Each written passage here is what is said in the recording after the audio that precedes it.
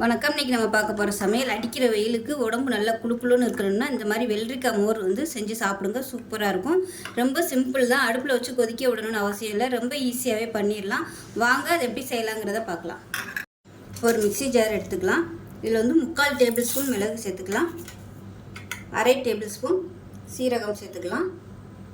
3 வரமிளகாய் சேர்த்துக்கலாம். இப்போ இது 3ஐயும் நல்லா அரைச்சிக்கலாம். இப்போ அதே மிக்ஸி ஜாரில் ஒரு பச்சை மிளகாய் சேர்த்துக்கலாம்.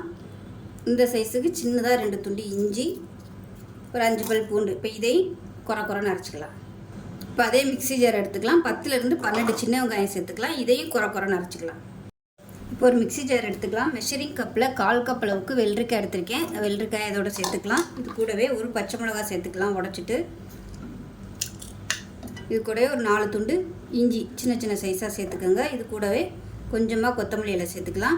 ஒரு 2 ஸ்பூன் வர மாதிரி துருவன தேங்காய் சேர்த்துக்கலாம். இப்போ தான் அரைச்சிட்டு வந்துடலாம். இப்போ பாருங்கள், நல்லா அரைச்சாச்சு. இப்போ அதே கப்பில் 1/4 கப் அளவுக்கு தயிர் சேர்த்துக்கலாம். வெள்ளரிக்காய் எந்த அளவுக்கு எடுக்கிறீங்களோ அதுக்கு தகுந்த மாதிரி அதே அளவு தயிரும் சேர்த்துக்கலாம். இப்போ இதில் ஒரு 1/4 டீஸ்பூன் போல் வெள்ளை எள்ளு சேர்த்துக்கலாம். அதே மாதிரி 1/4 டீஸ்பூன் சீரகம், 1/4 டீஸ்பூன் மிளகு சேர்த்துக்கலாம். இப்போ இதையும் நல்லா அரைச்சிட்டு வந்துட்டு பார்க்கலாம். இப்போ பாருங்கள், இந்த அளவுக்கு நல்லா நைஸாக அரைச்சாச்சு. ஒரு பவுலில் சேர்த்துக்கலாம். இப்போ இதில் இன்னும் 1 கப் அளவுக்கு தண்ணி சேர்த்துக்கலாம். இப்போ இது தனியாக இருக்கட்டும். இதுக்கு தாளிப்பு கொடுத்துக்கலாம். இப்போ ஒரு தாளிக்கிற பேன் எடுத்துக்கலாம். நல்லா ஒரு 2 டீஸ்பூன் எண்ணெய் விட்டுக்கலாம். தேங்காய் எண்ணெய் விட்டுக்கோங்க, நல்லா வாசனையாக இருக்கும். எண்ணெய் சூடானதும் 1 டீஸ்பூன் போல் கடுகு உளுந்து சேர்த்துக்கலாம். அதே போல் 1 டீஸ்பூன் சீரகம் சேர்த்துக்கலாம். 4 வரமிளகாயை விதையை எடுத்துகிட்டு கிள்ளி வச்சுருக்கேன், அதையும் சேர்த்துக்கலாம். கருவேப்பிலை சேர்த்துக்கலாம். இப்போ இதில் பெருங்காயத்தூள் சேர்த்துக்கலாம். கேஸ் அமர்த்திடலாம். இப்போ இதுக்கு லேசாக ஆறட்டும். சூட்டோடு நம்ம தயிரில் ஊற்ற வேணால் கொஞ்சம் ஆறட்டும்.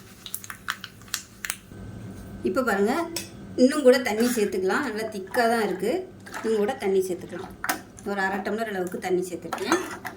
இது நம்ம ரசம் ஊற்றி சாப்பிட்ற மாதிரி நல்லா தண்ணியாக ஊற்றி சாப்பிட்ணும். நீங்கள் அப்படியே மோராக கூட குடிச்சிக்கலாம், நல்லாயிருக்கும். மோர் குடிக்கிற மாதிரியே அப்படியே குடிச்சிக்கலாம். இப்போ உப்பு போடல, உப்பு சேர்த்துக்கலாம். உப்பு சேர்த்து நல்லா கலந்து விட்டுட்டு இப்போ நம்ம வச்சுருக்க தாளிப்பு இதோடு சேர்த்துக்கலாம். அவ்வளோதான்.